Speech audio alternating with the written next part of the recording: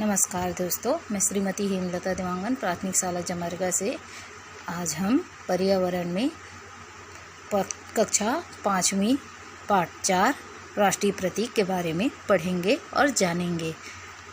हमारे देश का नाम भारत है, जहाँ विभिन्न धर्म और जाति के लोग रहते हैं और सब मिलजुल कर रहते हैं। कुछ पर्व ऐसे हैं, पर्व माने त्यौहार, कुछ त्यौहार ऐसे हैं जिसे हम सब मिलजुल कर मनाते हैं, जैसे 15 अगस्त और 26 जनवरी। 15 अगस्त को हम स्वतंत्रता दिवस कहते हैं और 26 जनवरी को हम गणतंत्र दिवस कहते हैं। 15 अगस्त स्वतंत्रता दिवस, इस दिन हमारा देश आज़ाद हुआ था, जिसमें पहले अंग्रेज़ों ने हमें गुलामी से बांध रखा था, गुलाम बना रखा था। लेकिन कई महान पुरुषों ने अपने प्राणों के बलिदान देकर हमारे देश को आज़ाद कराया और हमें आज़ादी दिलाई। इसलिए 15 अगस्त को हम स्वतंत्रता दिवस के रूप में मनाते हैं और 26 जनवरी गणतंत्र दिवस के रूप में मनाते हैं, क्योंकि उस दिन हमारे स्वतंत्र भारत का गणतंत्र लागू हुआ था। तब बच्चों, हम देखते हैं हमारे देश में बहुत सारे धर्म और जाति के लोग रहते हुए भी इतना फ़र्क है, फिर भी हम राष्ट्रीय प्रतीक, हमारे सब के राष्ट्रीय प्रतीक एक हैं।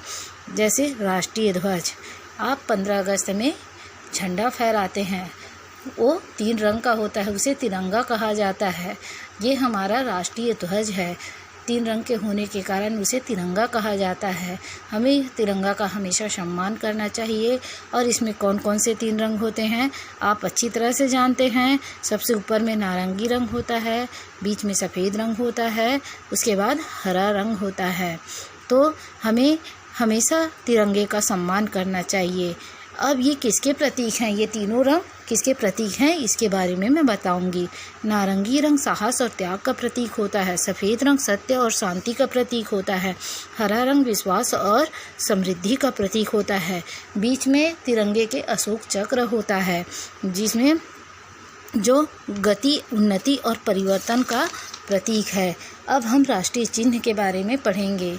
राष्ट्रीय चिन्ह, इसको सारनाथ में सम्राट अशोक, राजा अशोक द्वारा निर्मित एक स्तंभ है, उसके ऊपर वाले भाग से लिया गया है, जिसके नीचे सत्यमेव जयते लिखा होता है, जिसका अर्थ है सत्य की हमेशा जय होती है।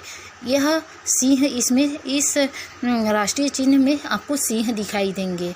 दिखने को तो ये 3 दिखते हैं, वास्तव में ये 4 हैं। एक पीछे की ओर है और नीचे में सत्यमेव जयते लिखा होता है। राष्ट्रगान आप हमेशा हर दिन गाते हैं स्कूल जाने पर। जन गण मन, ये हमारा राष्ट्रीय गान है, जिसके रचयिता रविंद्रनाथ टैगोर हैं।